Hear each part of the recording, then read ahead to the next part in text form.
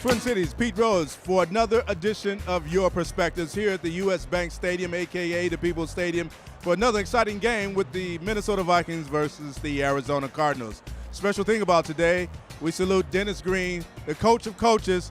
You know, he coached the Minnesota Vikings to an almost Super Bowl season and was one of the fantastic coaches. So we'll talk with some of the people, get some of their feedback on Dennis Green as a coach, both here in Minnesota as well as in Arizona. So stay tuned for this special edition of Your Perspective.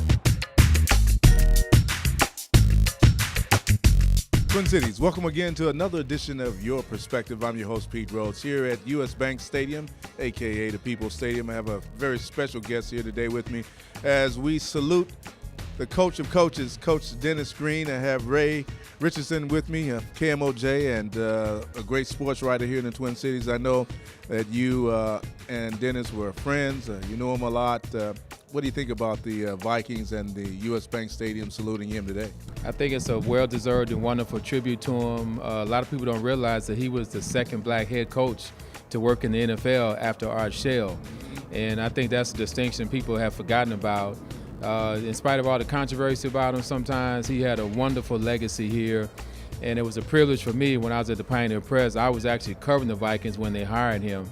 So it was a nice connection for me to get a chance to cover a black head coach, one of the rare feats in sports to have a chance to be connected to something like that.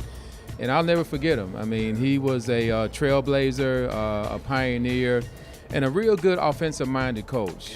He might not have been as defensive-minded as people thought he should be, but he knew how to put an offense together, and he was about business.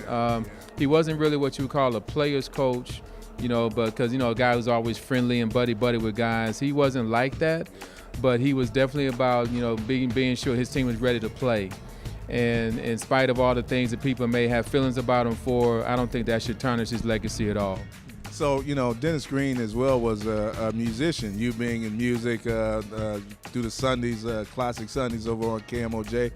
He was a musician, a drummer. We often talked about him being a part of in fact, he was a part of Minnesota Black Music Awards. What's a good story that, a little known fact about Dennis Green that you could share with us? Well, the fact that he plays the drums, I didn't know that till he got here. Yeah. But Dennis was a big-time music fan. I was in his office a couple of times at Winter Park, and in the background you would hear some jazz music playing. Yeah. And I asked him, what's that? Because I didn't know what that was, and he would tell me who it was and explain some stuff about the artist. And he was big on just being able to relax in his office, and he relaxed with music. Yeah. So the fact that he played drums did not surprise me at all. There was a lot of different phases of Dennis off the field that people didn't know about. Yeah. He's very community conscious.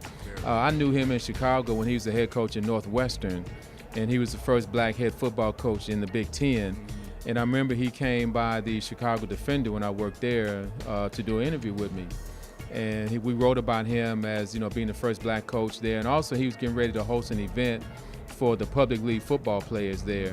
Me and a friend of mine were putting that together, and he was more than gracious to give his time to that cause. So he believes in community. He believes in having his players do things beyond football, and it sort of carried over to when he started in this game as well.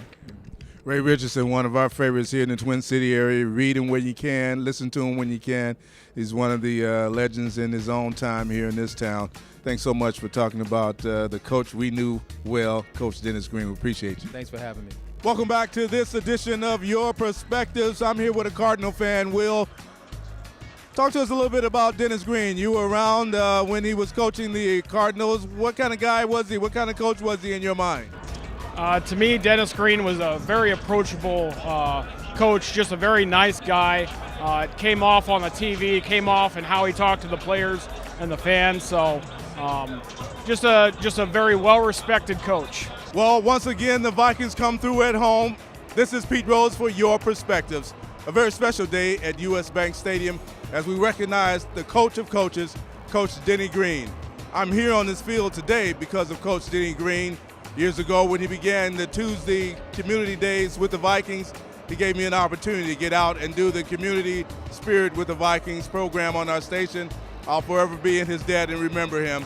And I dedicate this show to Coach Green. Go Vikings!